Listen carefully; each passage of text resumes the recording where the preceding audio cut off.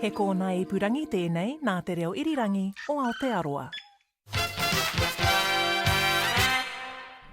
Kia ora, talofa, malole, and other Pacific greetings. I'm comedian James Nakise.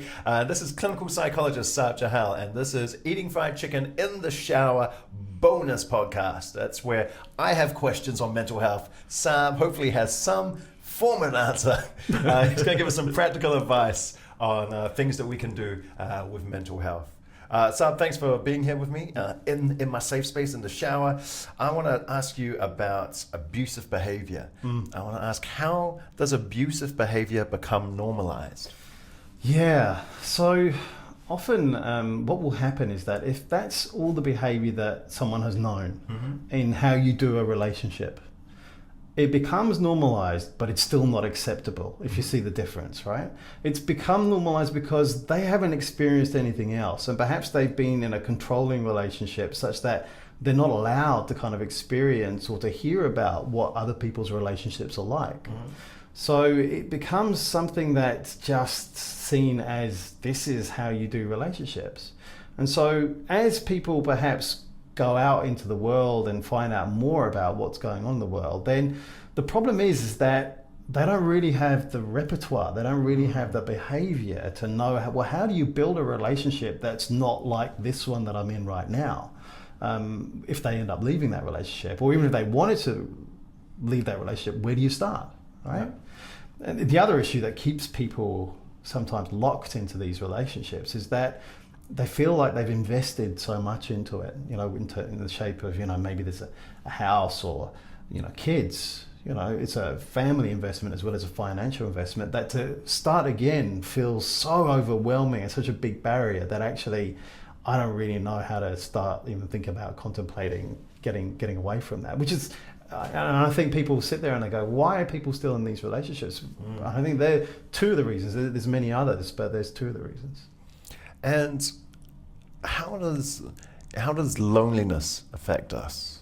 I'm thinking of either before or after you're in these relationships. Yeah. But also, how does simply just being isolated? Yeah. How can that affect us? Yeah. It's more and more as the century turns, we're finding people are getting more isolated. Yeah, so, and the interesting thing is it's all age groups, right? It's not just something, because I think traditionally it's been thought of something that perhaps affects older people, but actually there's more and more evidence to show that younger people are really feeling this sense of isolation. And even though people are kind of like connected on social media, it's a different kind of connection, it's a different quality of connection. And so if you end up forming actually a relationship, a face-to-face relationship with somebody who's behaving inappropriately and you don't have much experience of face-to-face relationships, then that becomes almost like your template of how you do relationships. So those early experiences that we have are really important in shaping how it is that we do relationships in the future. But because we're social beings, right? We want to be connected with other people. And nobody wants to feel lonely. Loneliness is now ranked up as high as smoking in terms of its harm for our physical health. It's really that serious now. So if we're social people, we're social beings, we don't want to be lonely, so we want to form connections. The danger is that we form connections with people who offer relationships that aren't that healthy for us. So really thinking about what is the community that people are engaged with? Are they just virtual? Are they in these kind of like little niche bubbles where they see this as kind of like normal behavior? Or can we have a broader conversation, a broader connection between all our communities in New Zealand? And does that need to be physical as well as virtual? Because at the moment, it feels like the pendulum is swinging more towards virtual. And we kind of like need to keep it a bit more real. That's my feeling. What do people get from physical interaction? There's this really interesting stuff that's coming out around the different physiology we have. Okay, so that you'd have heard about the fight or flight syndrome. Yeah. So you kind of like if you're under stress, you kind of like you're ready to fight it or you run away. I don't know about that fighting one, but yes, I'm aware of the flight. Yeah, you run away. And there's the freeze as well. Yeah, right? And that's all to do with the kind of when we were in the times of predators were after us. If we freeze, then their motion detectors don't work. They can't see us, so we blend into the background. So there's a new network that's come out called the Soothing Network. It's not come out; it was there all along. We just discovered it. The Soothing Network is just kind of like this sets of neurons that are kind of like along our arms and along other places in our body, where if we stroke those, they actually really calm down our physiology. Right. So it's one of the things that we've really lost in modern day society is safe touch. You know, and there's a lot of work that's going on in things like residential homes in terms of thinking about, well, how do we supply this kind of sense of physical connection with people in a safe way that's okay, and it's done on, you know, consensual terms, because it actually seems to have quite a big physiological impact upon us.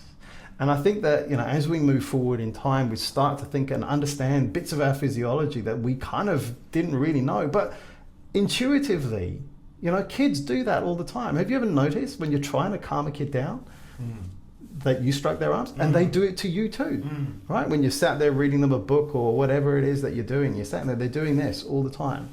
And we know that actually doing this and hugging ourselves can trigger this physiological response. Oh, really? Too. Yeah. Yeah, it's enough just to do that for yourself, and you can feel it. So yeah, as we understand the physical connection that's important, as well as, you know, I've always thought Uber Eats is really weird. Okay? We're supposed to come together for food, for Kai, right? This is how food has always been. It's a community thing. You come together. So no, what do? We send a taxi to go and get the best food and bring it to us so we can eat it by ourselves. Yeah.